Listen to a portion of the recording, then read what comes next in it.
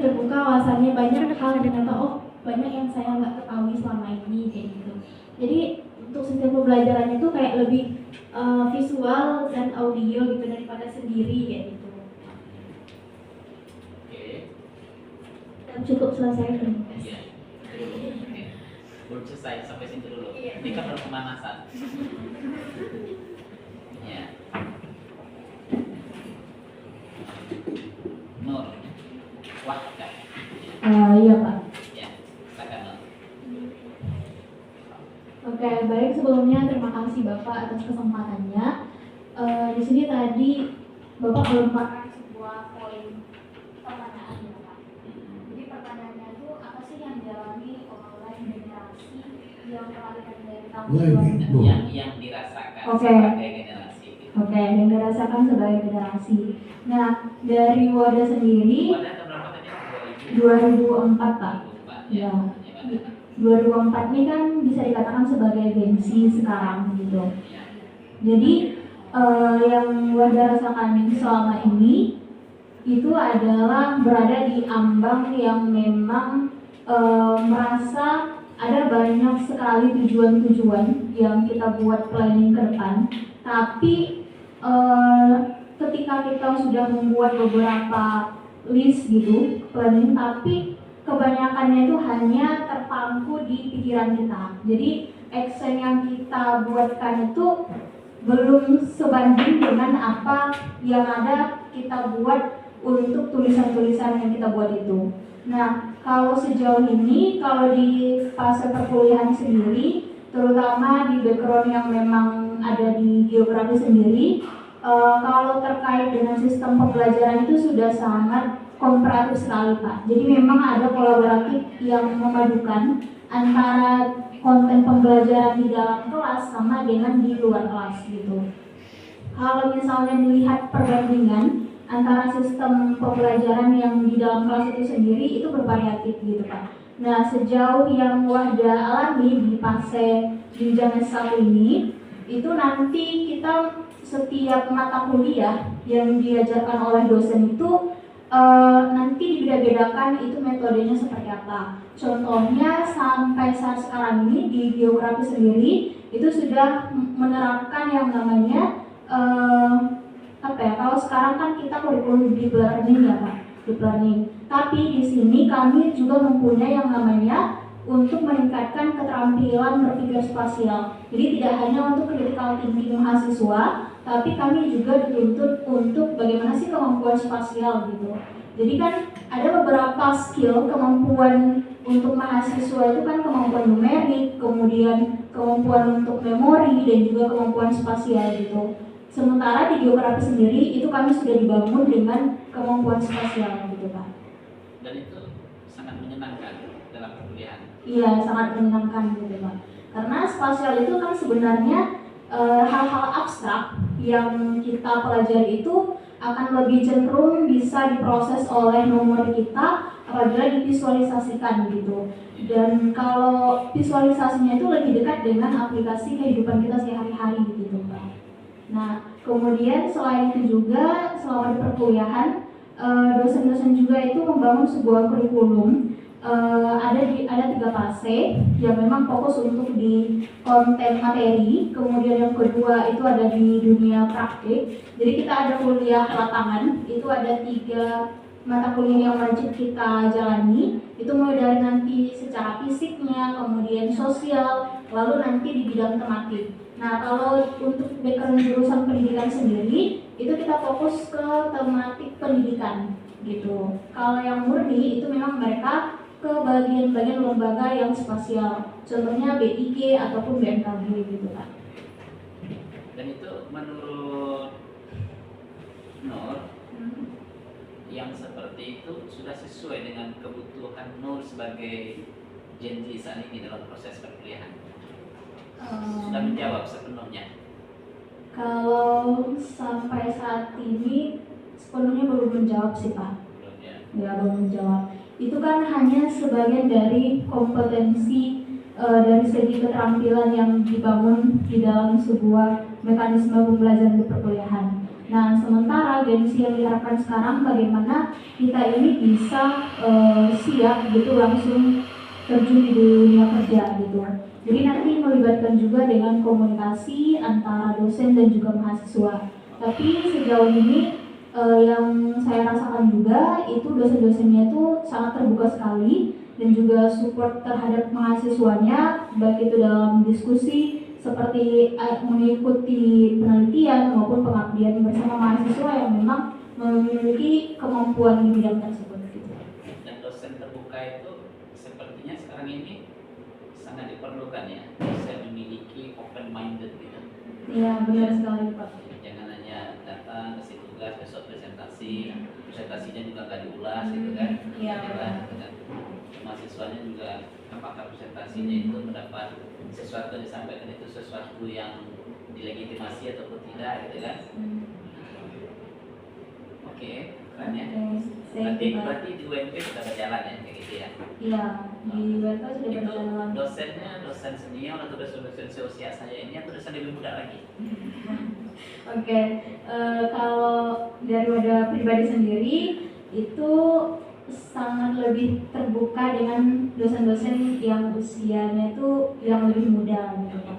Ya, kalau menghadapi dosen-dosen yang lebih senior seperti profesor ataupun doktor itu memang ya pandai-pandai kita sebagai mahasiswa gitu untuk berdiskusi dengan beliau. Tapi justru yang open minded itu yang muda-muda apa yang senior? Yang muda-muda gitu kan ya. Yang mau membuka wawasan luas gitu kepada mahasiswanya gitu. Yang sering ngajak di lapangan tadi bareng sama, penelitian bersama, ini bersama, yang muda apa yang senior? Yang muda. Yang muda juga. Keren dosen muda ini ya. Berarti kalian memang harus jadi dosen muda misalnya ini. Oke? Oke Pak. Lanjut. Luar biasa. Ya. Ulangin, ya. Ziva ya. Zilfa. Hah? Zilfa. Zilfa ada L-nya. Zilfa tadi lahir tahun 2005. ya. Zilfa sebagai generasi yang lahir di tahun 2005, apa yang Zilfa rasakan? Zilfa. Nah inilah yang dulu jangan pikirin waktu lahir itu yang sekarang aja sekarang. Kalau untuk yang Zilfa rasakan sekarang dengan dunia perkuliahan ya Pak, itu sangat struggle sih Pak. Struggle karena Zilfa juga mengikuti organisasi dan juga Zilfa tinggalnya di asrama. Nah di asrama itu Siapa Zilfa? organisasi M Foundation sama organisasi lembaga dakwah kampus. Nah jadi emang harus membagi waktu untuk itu dan struggle juga dengan kuliah. Sebenarnya kalau untuk kuliah itu Zilfa juga suka, tapi emang dengan dosen yang lebih mau untuk berdiskusi dan mau terbuka. Sebenarnya Zilfa kuliah memang suka, memang bukannya mahasiswa ini. Iya Pak, jadi ada juga dosen Kayaknya yang yang lebih suka selain kuliah kayaknya. Terus lanjut. terus kalau kuliah di kelas lebih sukanya kayak emang diskusi, tapi ada juga dosen yang dia cuma masuk asisten dan ninggalin tugas, tapi itu sedikit kalau dari jurusan kami Pak, karena lebih banyak dosen yang juga terbuka dan bimbingan dan konseling Pak. Dan juga suka karena setiap mata kuliah rata-rata ada prakteknya Pak. Nah jadi emang mencari klien, membantu mereka menyelesaikan masalah. Jadi Zilfa lebih suka ke yang memang ada makna gitu Pak. Terus Zilfa juga lebih suka ke kegiatan komunitas di luar gitu. Ada proyek sosial, kayak kemarin juga program mahasiswa berdampak yang kami emang turun langsung ke tempat korban bencana Galodo dan kami mengaplikasikan ilmu bimbingan konseling di sana gitu Pak. Di Gubuk Manado Pak. Iya. Sudah ketemu teman-teman dari Muhammadiyah nggak? Dari Lazismu, dari ini nggak? Zilfa ketemunya yang dari Bukit Tinggi sama dari Riau Pak. Bapak kemarin ngirim 3 belia dari Lampung, dari Lazismu, Lampung, Pak Lazismu. Kemarin kita ngirim sekitar 3 belia dari Lampung untuk teman-teman bencana di Aceh, Sumatera Utara dan Sumatera Barat.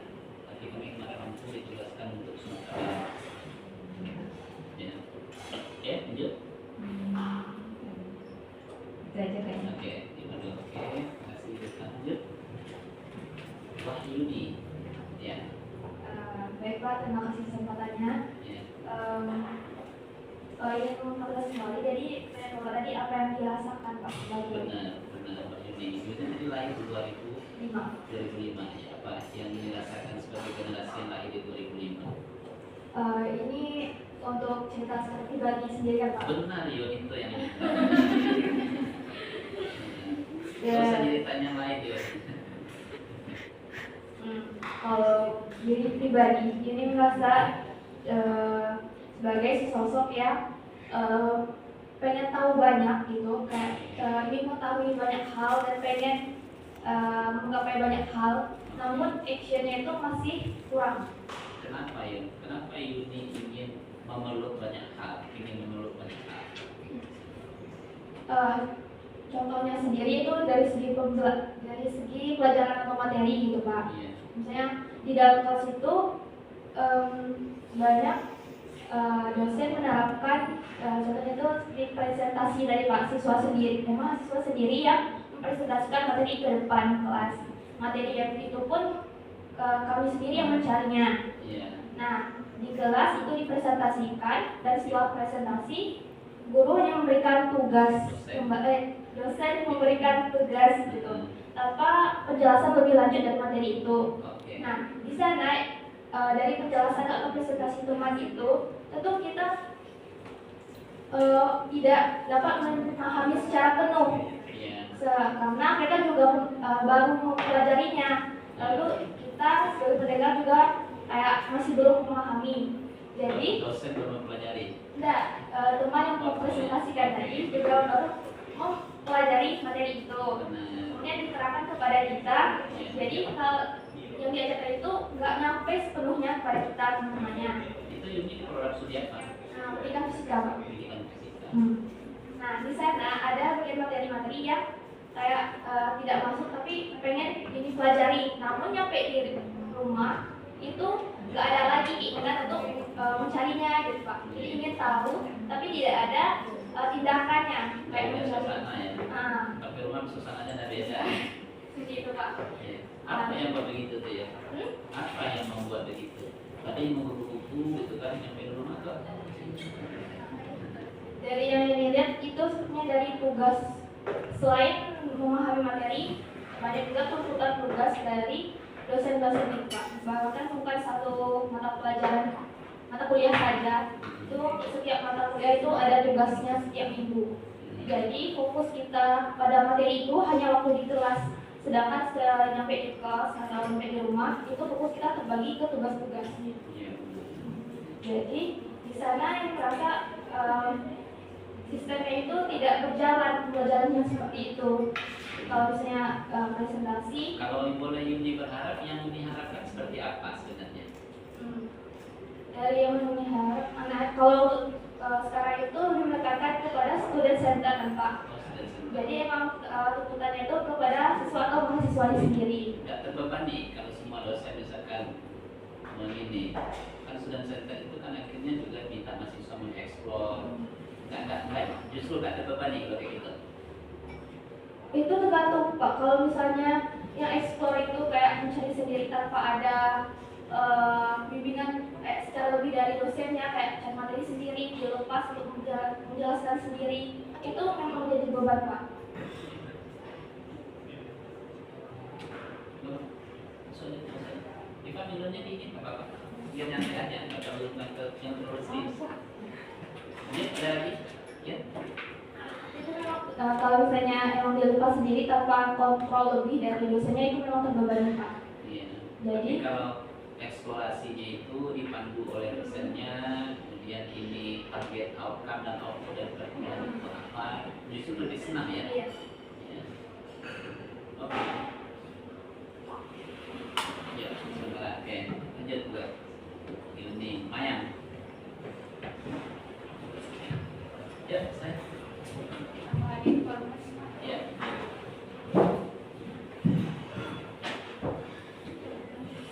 Ya, lanjut ya.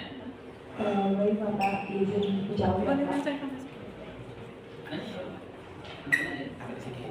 Untuk Maya yang kelahiran 2005 yang saat ini berkuliah di jurusan manajemen ya Pak. Mungkin dari kami itu ternyata sudah memikirkan ke prospek bisnis. Nah, jadi untuk di perkuliahan itu mata kuliah kami itu jadi kan manajemen itu ada terbagi jadi 4 konsentrasi ya Pak. Ada SDR, ada pemasaran, ada keuangan dan ada operasional. Jadi untuk sistem pembelajaran itu pada di semester 3 itu kami sudah mempelajari keempat konsentrasi itu dan sekaligus dengan praktik. Jadi di situ ada 11 matkul ya sekiranya 24 SKS. Nah juga pembelajarannya itu ada yang kadang nyambung, kadang yang ada enggak Pak. Jadi kalau nyambung itu tuh seperti kami belajar materi di kelas, lalu kami tuh setelah UTS itu dilepas lagi Pak. Dilepas itu dalam artian kayak kami ngerjain PBL Pak. Project based learning. Nah, jadi project based learning ini apakah belajar bikin usaha atau bisnis, karena apa usaha ini bisnis. Project based learningnya itu setelah nilai UTS-nya keluar? Oh tidak Pak, lanjut Pak. Lanjut, sebelum ya. Jadi Jadi project based learning itu termasuk bagian dari penilaian ya? benar Pak. Nah, jadi project based learningnya ini ada yang dosennya itu masih bikinnya seperti ini ya gitu kan. Ada juga yang dilepas aja Pak. Nggak ada yang arahnya, nggak ada arahnya. Suruh explore sendiri. Iya, suruh explore sendiri. Nah, yang senangnya yang diarahin apa yang disuruh explore sendiri? Dua-duanya suka sih Pak. Nah, tapi ada juga yang dosennya itu ngasih video YouTube gitu Pak. Ada sejaman 2 jam lah videonya itu. Nah itu yang jujur lumayan kurang suka kalau belajar nonton video Pak. Maya lebih suka diarahin sama dosennya langsung dan atau dikasih template atau bukunya gitu. Nah, jadi yang sukanya yang nggak perlu ini ya, yang short aja ya? Iya. Masuk ke inti-intinya. iya gitu. benar Pak. Nah terus lalu jadi hampir setiap matkul sampai saat ini juga sampai semester 4 itu kami proses pembelajarannya itu selain presentasi, bikin project itu juga ada bikin usaha kan. Ada usaha yang hanya rancangan saja, ada usaha nyata Pak. Nah, nanti jadi dibikin usaha bisnis. Business plan ya? Ya Pak, itu tuh apakah usaha ini layak atau tidak untuk dibangun saat ini Pak. Nah terus lalu untuk pembelajaran di kelas itu masih ada dosen yang itu kan ada RPS ya Pak, RPS dibagi ke mahasiswanya. Lalu nanti dibentuk kelompok, abis itu dia belajar bikinnya itu per kelompok ya Pak, setiap minggu presentasi. Nah abis itu nanti ada yang memberi pertanyaan gitu kan Pak setiap kelompok. Nah itu tuh sejauh ini kurang efektif Pak. Karena ya dosennya masuk kayak itu ada nilai, abis itu dia udah ngerjain yang lain gitu Pak. Nah sedangkan kami disuruh presentasi Pak. Terus nanti mahasiswa bertanya itu kadang orang tuh kadang pertanyaannya cuma belajar nilai aja Pak. Belajar nilai soal Substansi ya? setelah presentasi ada juga yang dosen itu ngasih tugas. Ya kadang memang dosennya kayak ada yang terserah belajar gitu Pak. Ada yang memang kami pernah disulitkan gitu Pak. Disulitkan kayak mata kuliahnya ini gitu. Ada mata kuliah manajemen strategi, tapi kami disuruh bikin infografis kayak anak SD Pak. Infografis kayak kami kerjain di kertas HPS, jadi kami warnai gitu Pak. Terus ada juga yang disuruh bikin produk tapi harus kewirausahaan Pak. Jadi sangat tidak masuk dan nggak nyambung sama matkul manajemen strategi gitu Pak. Dan itu pun kami pukul rata juga Pak nilainya Pak. Yang berdarah-darah dengan yang nggak keluar darah biasanya sama gitu? Sama Pak, 3 kelas Pak. 3 kelas Pak. Jadi Tapi darahnya masih ada yang tertinggal kan? Masih punya darah kan? Yang kalau menurut Maya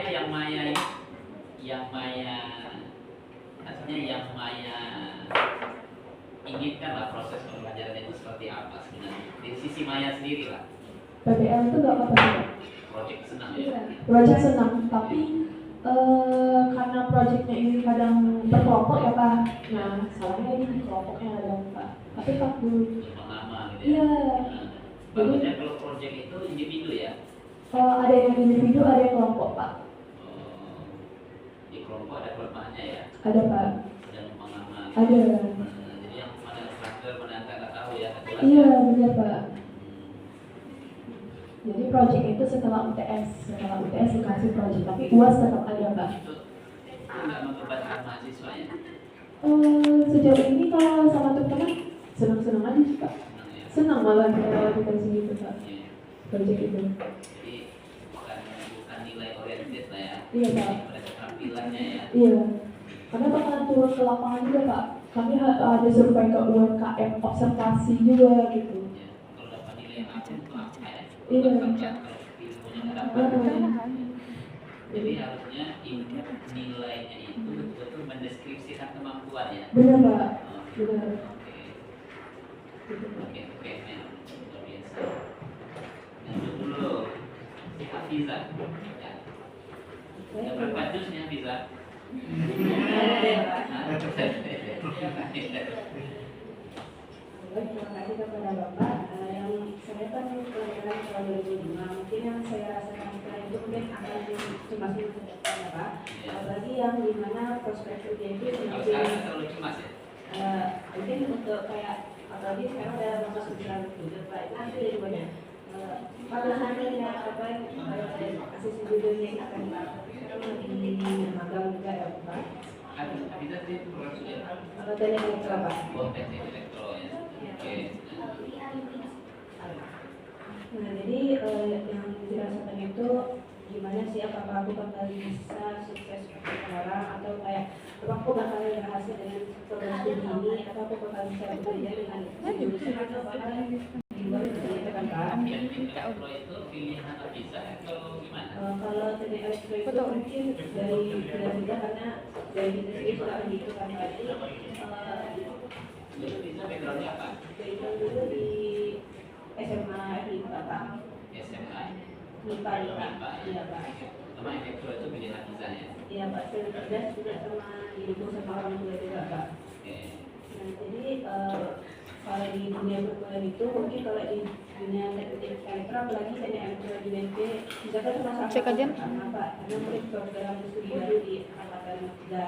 Nah itu tuh kalau di prodi lain mungkin teknik elektro itu biasanya kurang masuk Pak.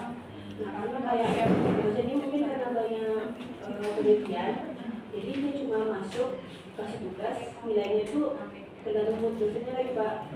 Nah jadi kayak misalnya Umur gitu ya. iya Pak, kayak sering Jakarta seperti itu Pak. Nah misalnya kayak Tergantung keterampilan ya. bukan Pak, ada sulit seperti itu Pak. Jadi kalau misalnya dia itu udah banyak bekerja Pak, ternyata yang satu lagi itu dia kayak santai, kayak banyak yang tugas Pak. Sedangkan yang kan ada dua tuh Pak. Dan misalnya si A tuh dia dapat tugas, apa sih kerja di sekolah Pak. Dia satu lagi itu dia ada Pak.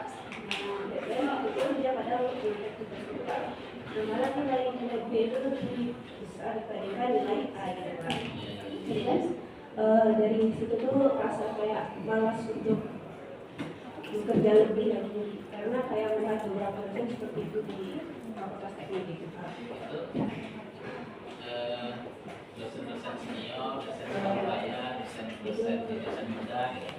Sebenarnya kalau yang di pukul rata pun enggak, pasalnya kebanyakan kayak itu tuh lebih ke dosen senior Pak. Dosen senior. Iya Pak. Nah kan kalau misalkan di BNP itu kan lebih ke dunia pendidikan ya Pak. Sedangkan yang saya inginkan di BNP itu dunia teknik yang ada di ITB gitu Pak. Kayak perasaan kalau teknik itu benar-benar dihidupi sama dosen gitu Pak. Iya. Dan kan di kelas pun rata-rata mahasiswa Ya, ya, harus jadi guru ya. iya Pak. Enggak, kalau dari elektro yang bisa tempuh ini dia yang pendidikan Pak. Dia ada pendidikan sama pendidikan, sedangkan Fiza itu yang pendidikan Pak. Nah sudah di dunia lingkungan yang Fiza lingkungan ini dibandingkan SMA itu kurang Pak. Di SMA itu lebih giat untuk belajar, kayak lebih kayak berlomba-lomba gitu kan Pak. Sedangkan kalau di kuliah ini Bisa dulu ranking waktu di SMA. Di Romo. kita kebetulan 2 tahun itu kelas habis Pak, jadi cuma 1 tahun di kelas biasa Pak, jadi kelas 10 semester kelas habis, kelas 12 itu baru masuk kelas Oh, umumnya kita Pak. masukkan ke jalur habis ya. SNBT Pak. SBT ya. Kita bisa di ini ya, walaupun 1 tahun bisa di ini semuanya. Iya Pak. Kamu setara berapa hafalannya sekarang masih tersisa? Full semuanya. Masih setengah Pak. Semuanya. Ya. Bulan tak lagi ya. Insya Allah Pak. Insya Allah kalau kita memelihara Al-Quran, kehidupan kita akan dipelihara. Ya. Oke, ada lagi? Bisa? Baik. Lanjut. Uji di sini tadi mingros dulu.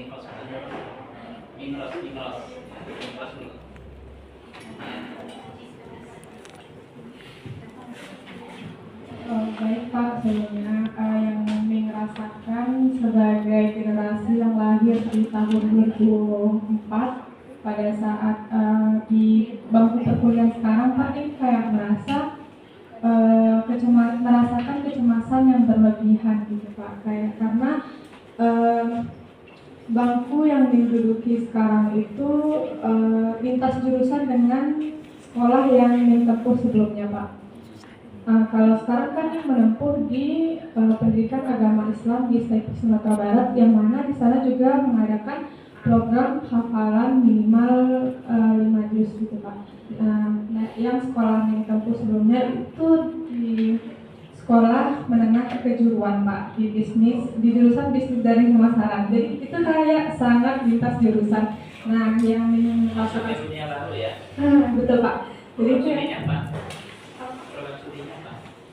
kalau program studi di pendidikan agama Islam Pak. Baik, Pak ya.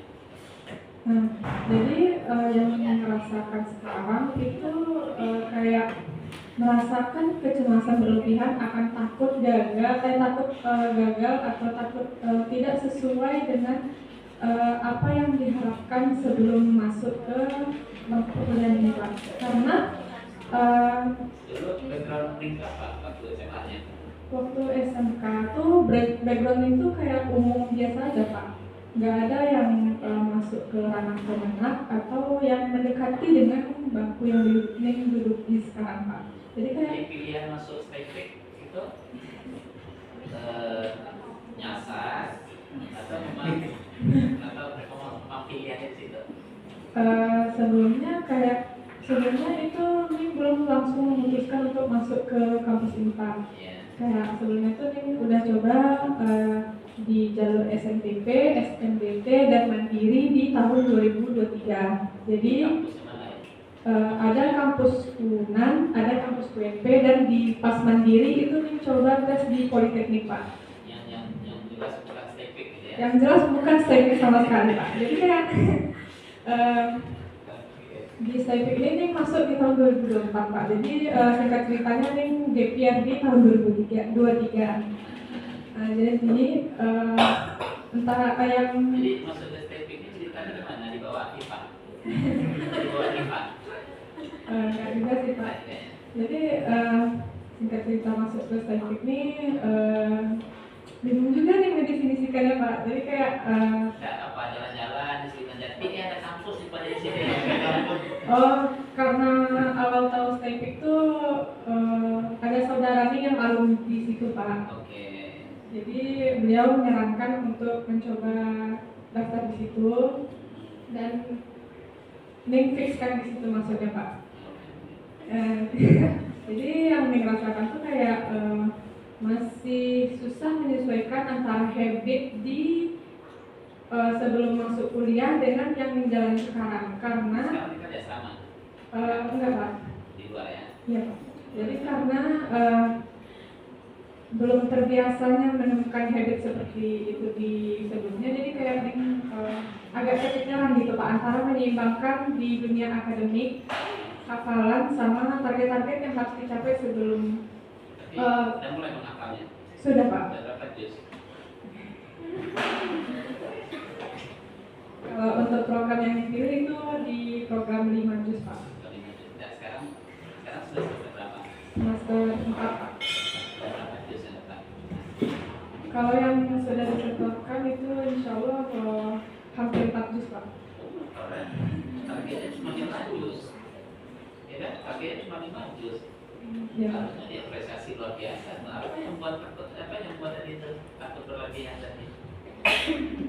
Waktu masih tersisa 2 tahun kan? Sudah dapat 4 juz. Tapi 4 juz itu habis kan? Bukan habis kan? Maksudnya Pak? 4 juz itu habis kan? Bukan habis kan? Iya Pak. Ya. Nah, 4 juz itu mantap kan? Masih mencoba mempertahankan Pak. Alhamdulillah. Jadi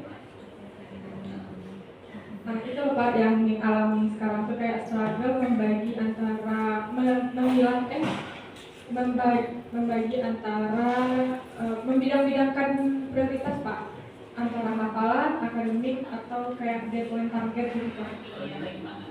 Nilai insya Allah aman Pak. Jadi dan juga kalau untuk lingkungan akademik itu mungkin ada plus minus yang ditemukan gitu Pak. Kalau dari segi pembelajaran itu ada juga yang sesuai ekspektasi, ada juga tidak Pak. Karena yang ditemui di kelas Pak kayak metode pembelajaran itu antara monoton atau tidak gitu Pak, kayak lebih sering ditemukan kayak monoton gitu Pak, kayak seperti yang disampaikan juga kakak-kakak sebelumnya, kayak banyak yang relate gitu Pak, kayak entah masalah dengan pembelajaran dosennya, entah cara dosen yang menyampaikan itu kurang sesuai gitu Pak. Jadi itu aja mungkin Pak. Oke. Hani. Hani maksudnya. Bukan ada ya. Sorry. Hani.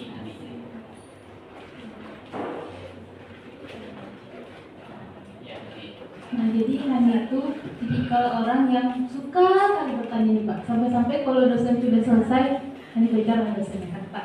Jadi Hani itu kayak suka pembelajaran yang gak mahasiswanya aja yang excited gitu Pak. Dosennya juga excited gitu. Jadi yang pengetahuan kita tuh sama-sama sefrekuensi sama dosennya gitu Pak. Tuh setelah itu kalau dalam pembelajaran Hani suka terhadap sesuatu yang berdampak. Contohnya ini teori ini bisa Hani bagikan atau Hani share ke teman-teman Hani karena Hani tipikal orang yang suka belajar dan suka juga mengajar gitu Pak. Jadi kalau ada PAI Pak. Nah, jadi kalau ada teman-teman Hani yang linglung atau ada yang mau dipertanyakan, nah itu Hani suka tuh menjawab ini cara-caranya kayak gitu Hani suka ngajar juga Pak.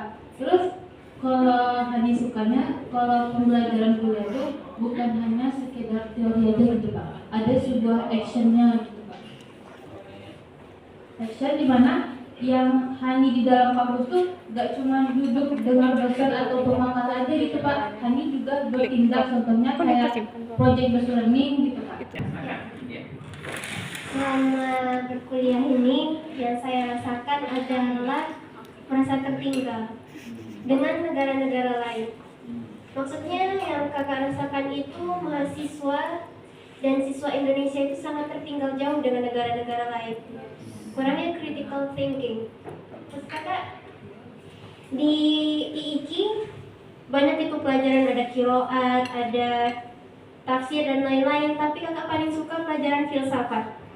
Menurut kakak pelajaran filsafat itu sangat penting. Mungkin di SD pun sebenarnya bisa kita udah belajar filsafat. Kurangnya critical thinking. Jadi kakak sampai sekarang ini masih gimana caranya kita mengoptimalkan critical thinking kita. Di mana kakak rasakan di IKI itu kalau misalkan teman-teman presentasi dan kakak suka mempertanyakan hal-hal yang menurut mereka sulit dan teman-teman kakak langsung marah sama kakak. Ngapain kamu nanya kayak gini? Ya orang belajar makanya bertanya gitu. Itu kalau di kelas itu teman-teman kakak itu nggak suka kalau dikasih pertanyaan-pertanyaan gitu Pak. Jadi kakak di kelas itu cenderung diam. Kalau udah pertanyaan dengan dosen baru kakak bertanya, baru saya bertanya. Apalagi ya? Terus mungkin merasakan boring belajar itu karena nggak tahu belajar itu fungsinya di kehidupan nyata kita itu apa fungsinya kita belajar itu, dampaknya untuk kehidupan kita apa. Misalkan belajar qiraat, apa sih gunanya kita belajar qiraat untuk di hidup ini gitu. Mungkin sebelum dosen memberikan mata kuliah, diberikan ininya Pak, diberikan seperti apa urgensinya kita mempelajari ini gitu. Supaya kita belajar itu ada motivasi, nggak cuma ya terpaksa belajar supaya dapat nilai gitu aja. Mungkin itu. Sebuah kesempatan.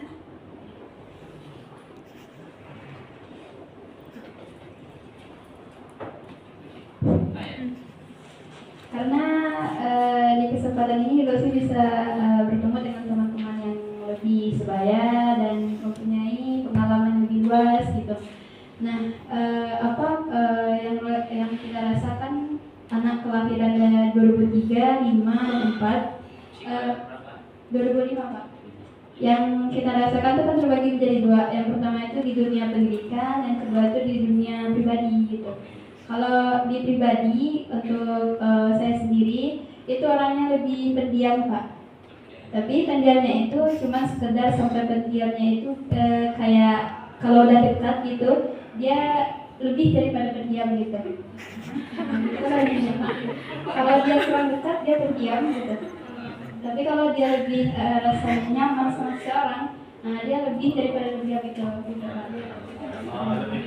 Bisa naik level ya. Ya seperti itulah kira-kira Pak. Dan saya sendiri juga suka berbaur sama anak-anak kecil, suka bercerita dengan anak-anak kecil karena mereka orangnya lebih jujur daripada teman kita sebaya gitu Pak. Dan bagi dunia pendidikan itu Rosi suka kepada dosen yang ketika dia belajar mengajar itu dia menggunakan metode ceramah. Banyak sebagian mahasiswa yang mungkin mereka bosan dengan metode ceramah. Yang Rosi suka dengan metode ceramah itu yang dosen memang betul-betul paham betul dengan materi apa yang ingin dia sampaikan. Kadang-kala dosen dia menyampaikan metode ceramah itu dia bukan materi yang dia sampaikan Pak, akan tetapi dia membagikan itu dia anak dia suka bersedekah kadang-kadang Pak. Betul Pak, kadang-kadang dia pernah jadi polisi gitu, terus dia bersedekah ceramah gitu. Terus sih nggak suka dengan dosen yang dia yang tugasnya untuk mengajar kita, tapi dia memberikan pengalaman yang ria itu unsurnya gitu. Ya seperti itu. Tapi Rosi betul suka dosen yang paham betul dengan materi. Memang inti yang dia sampaikan itu materi semua, dan dia memberikan praktek langsung kepada mahasiswanya untuk apa yang dia sampaikan itu mahasiswanya paham dan diberikan sebuah proyek dan mahasiswanya itu bisa dan dapat mendapatkan suatu hasil. Dan bagi dunia pendidikan itu Rosi lebih suka dosen yang memberikan materi daripada presentasi Pak. Karena presentasi itu sebahagian yang pernah Rosi rasakan dan serempatnya Pak, teman-teman itu mereka tidak memahami betul apa yang mereka tuliskan itu Pak. Jadi mereka ketika mempresentasikan itu mereka baca apa yang mereka tuliskan, bukan menyampaikan. Mereka baca semuanya Pak. Ya nggak tahu apakah itu AI, apakah itu dari dia sendiri gitu. Ya jadi Rosi suka lebih bosan kepada teman-teman yang membaca. Maksudnya itu membaca yang apa yang dia tuliskan itu. Berarti dengan kata lain dia tidak memahami betul apa yang dia sampaikan. Ketika temannya bertanya, dia buka HP, dia langsung cari GPT gitu. Dan Rosi juga sepakat dengan media bahwa itu pendidikan di Indonesia ini memang betul-betul kayak tertinggal gitu Pak. Dengan ya harus pengen bercita-citanya ke luar negeri. Kalau banyak duit Rosi Pak, Rosi pengen belajarnya di negeri yang lain, nggak mau di Indonesia gitu Pak. Gitu.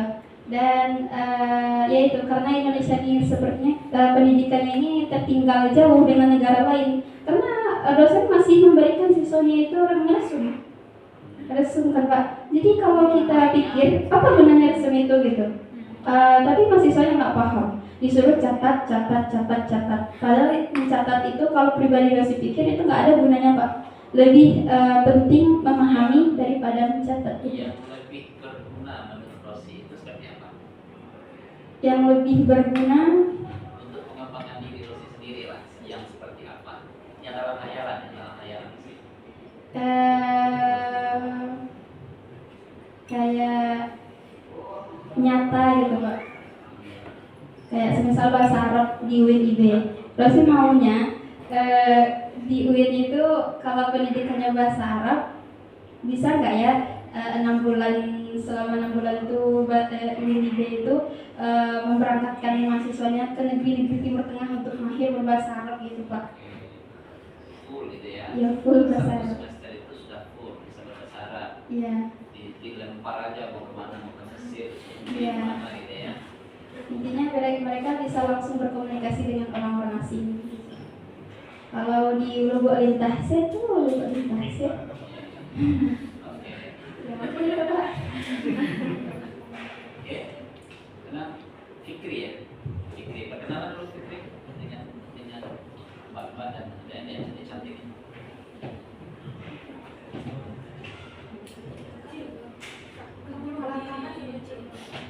Ya. Oh iya. Oke. Fikri,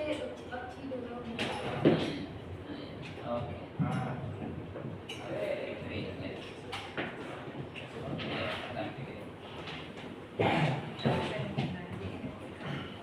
Baik, bismillahirrahmanirrahim. Halo teman-teman, perkenalkan nama saya Muhammad Fikri dan saat ini menyusun goals yang akan saya hadapi di semester-semesternya gitu Pak. Jadi pada saat maba itu semester 1 dan semester 2 saya aktif mengikuti lomba, entah itu lomba penghafalan hadis. Jadi di sana itu ada lomba MTQH gitu kan. Di lingkup kampus ya? Enggak, Bandung. kota. Oh, kota. Ya. Nah, untuk semester 3 dan 4 saya aktif di organisasi himpunan dan juga kalau di UIN bahasanya Dewan Mahasiswa gitu kan. Nah, dan selama perkuliahan saya mengalami beberapa hal yang unik bagi diri saya sendiri. Yang pertama itu dalam sistem pembelajarannya, yang dimana saya